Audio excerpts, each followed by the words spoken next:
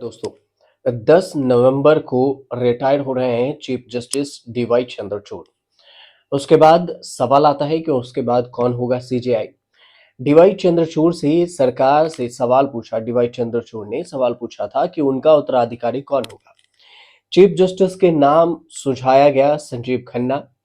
Seniority में संजीव खन्ना का ही number आता है और ये लगभग पक्का है कि जस्टिस संजीव खन्ना ही सुप्रीम कोर्ट के अगले चीफ जस्टिस होंगे।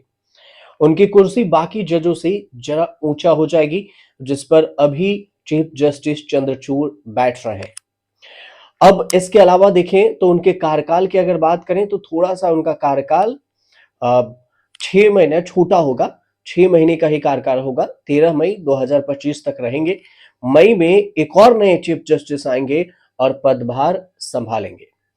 चीफ जस्टिस पद से रिटायर होने से पहले चीफ जस्टिस ने बड़ा क्रांतिकारी काम भी किया।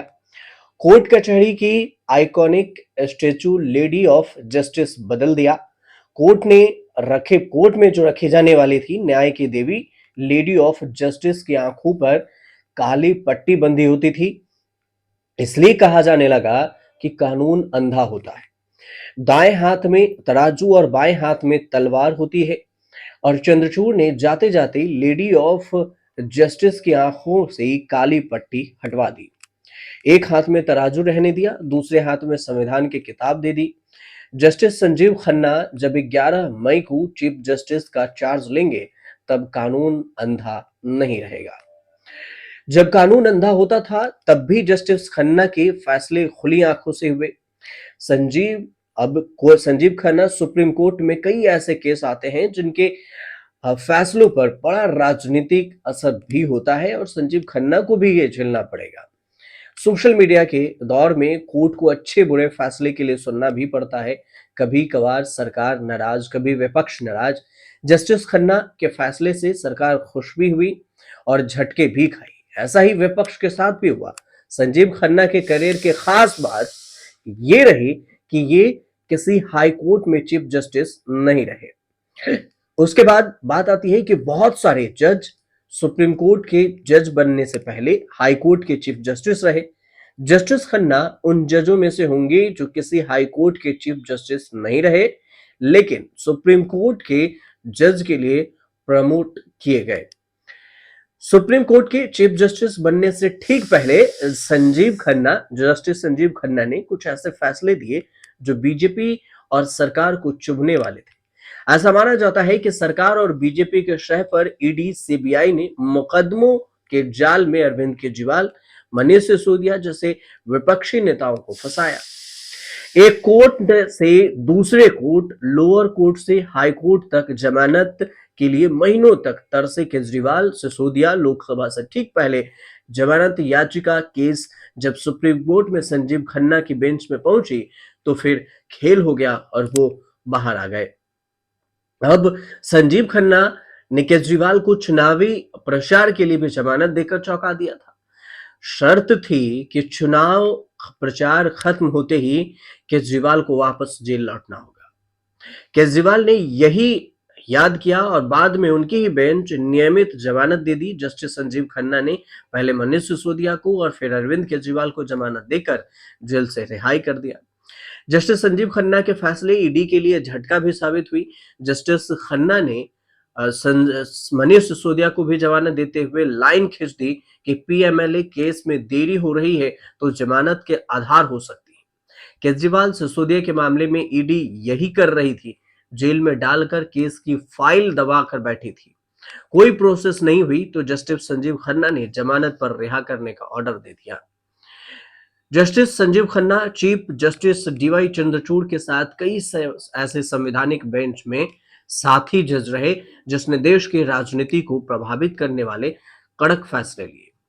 लोकसभा चुनाव से पहले चीफ जस्टिस चंद्रचूड़, संजीव खन्ना समेत 5 जजों की बेंच ने बीजेपी को इस फैसले से झटका दिया कि इलेक्टोरल बॉन्ड असंवैधानिक है।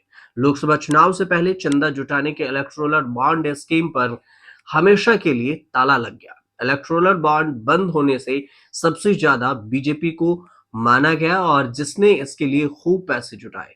बिल्किस बानो केस भी जस्टिस संजीव खन्ना के स्टैंड में भी चौंकाया। बिल्किस के बलात्कारियों को गुजरात सरकार ने रिहा किया था। जब सरेंडर करने का आदेश निकला तो फिर दो दोषी सुप्रीम कोर्ट आए। छूटकर छूटकर बरकरार रखी कि उन्होंने कहा कि छूट बरकरार रखी जाए, लेकिन जस्टिस संजीव खन्ना की बेंच ने याचिका सुनने से ही मना कर दिया और कहा कि नहीं, छूट नहीं, उन्हें जेल में डालिए। मुंबई के एक प्राइवेट कॉलेज के सर्कुलर निकाला था और कैंप में हिजाब पहनने की मनाही दी थी। जस्टिस संजीव खन्ना की बेंच ने ये कहते हुए सर्कुलर पर रोक लगा दी कि अगर इरादा छात्रों की धार्मिक आस्था को उजागर न करने का था तो फिर तिलक बिंदी पर बैन क्यों नहीं लगाया।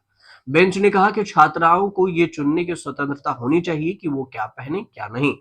संजीव खन्ना की बेंच ने विपक्ष को भी झटका इसलिए लगा उनके बेंच से क्योंकि ईवीएम वीवीपैट को लेकर भी शिकायतें दावों को खारिज कर दिया। विपक्ष के नेता मांग कर रहे थे कि वीवीपैट पर्चियों का 100% ईवीएम वोटों से मैच होनी चाहिए, कराना चाहिए। जस्टिस संजीव खन्ना के बेंच ने इसे नामंजूर करते हुए चुनाव आयोग की चली आ रही व्यवस्था पर मुहर लगा दी।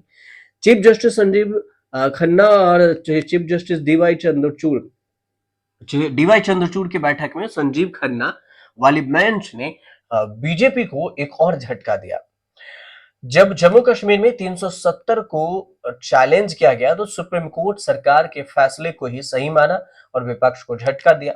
1960 में जन्मे जस्टिस खन्ना 64 साल के हैं और अगले साल 65 साल के रिटायर्ड हो जाएंगे।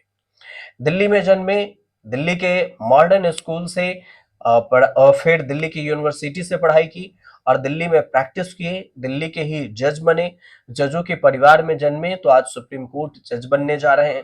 उनके पिता देवराज खन्ना और चाचा हंसराज दोनों जज रहे। Justice justice Devraj Khanna Delhi high court के जज थे और चाचा justice Hansraj Khanna supreme court के जज रहे। 1983 में दिल्ली बार काउंसिल में बतौर वकील रजिस्ट्रेशन कराने के बाद जस्टिस संजीव खन्ना ने कभी पीछे मुड़कर नहीं देखा और वहां उस पद तक पहुंचे जहां तक पहुंचना हर लॉ प्रैक्टिशनर का सपना होता है। यह सफर शुरू हुआ था दिल्ली के 30 हजारी कोर्ट से। संजीव खन्ना एक्सपर्ट बने कमर्शियल लॉ के, कमर्शियल लॉ और टैक्स लॉ, क्रिमिनल लॉ और लंबे वक्त तक इनकम टैक्स के स्थायी वकील बनकर वकालत भी की। कैरियर में बड़ा बदलाव शुरू हुआ 2005 में। दिल्ली हाईकोर्ट के एडिशनल जज बने, अगले साल अस्थायी जज बने। 13 साल में दिल्ली हाईकोर्ट जज से सुप्रीम कोर्ट जज बन गए। 2018 को तत्कालीन सीजेआई रंजन गोगोई की अध्यक्षता वाली सुप्रीम कोर्ट के कॉलेजियम ने जस्टिस संजीव खन्ना को सुप्रीम कोर्ट में नियुक्त करने की सिफारिश की थी।